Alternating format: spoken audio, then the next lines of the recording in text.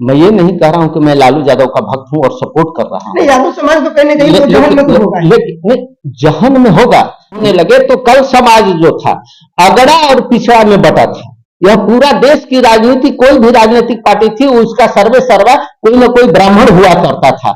लेकिन परिवेश बदला कि बैकवर्ड बनाम फॉरवर्ड जब 89 में पार्लियामेंट चुनाव हुआ देवीलाल के नेतृत्व में, तो उस समय मंडल कमीशन की आग चली, तो यह पूरे देश जो है कि अगड़ा और पिछड़ा के आग में जलना शुरू हो गया और समाज जो है अगड़ा और पिछड़ा में बट गया। उसी की उपज है लालू यादव।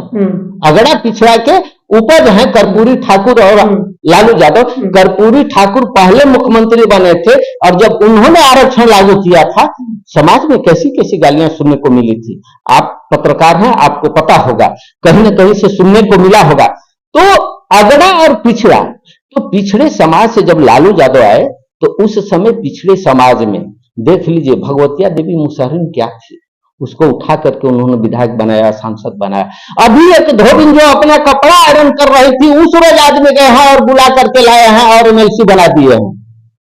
श्याम रजक हैं, क्या कर रहे थे? इलियास हुसैन क्या कर रहे थे? यहाँ नोखा के रामेश्वर जी थे और आनंद मोहन जी थे जो नोनिया समाज से थे। अपने फायदे के लिए नहीं, निचले समाज को जगाए, हर समाज की उन्होंने रैली की पटना में, हर समाज की बैठक को बुलाया और समाज जब जागृत हो गया। देखिए क्यों अंग्रेज भी चाहते थे कि इस देश में गुलाम अधिक लंबे समय तक कब तक रहेगा जब तक इस देश के लोग मूर्ख बना रहेंगे। और यही पॉलिटिकल लोग सोचते हैं कि इस क्षेत्र के लोग मूर्ख बना रहे। सवाल क्या, लेकिन आप गोल को घुमा कर लंबा ले जा रहे हैं। हमने पूछा कि 2005 के पहले और 2005 के बाद लालू यादव जी और नीतीश तो मैंने अभी लालू यादव के विषय कितना विकास हुआ है, नीतीश जी ने विकास की गणना नहीं बजा उसके। मैं आ रहा हूं। तो एक बहुत बड़ी धारा थी जो कि 2005 से पहले लालू यादव लाए और लालू यादव जो कार्य करना चाहे, आज भी न्यायपालिका में किसका वर्चस्व है ये आपको अच्छी तरह से पता हो, पूरे देश को पता है। अभी हमारे देश की राष्ट्रपति माननीय मुर्मू जी ने क्या कहा है, आदिवासी इनको बनाया, एक सिर्फ मोहरा बना देते हैं दिखाने के लिए। यदि इन्होंने बनाया, संसद के उद्घाटन में क्यों नहीं ले गए? अयोध्या के राम मंदिर के उद्घाटन में क्यों नहीं ले गए? नहीं, इसकी पुष्टि है, उनको बुलाया ही नहीं गया, खबर ही नहीं दिया गया।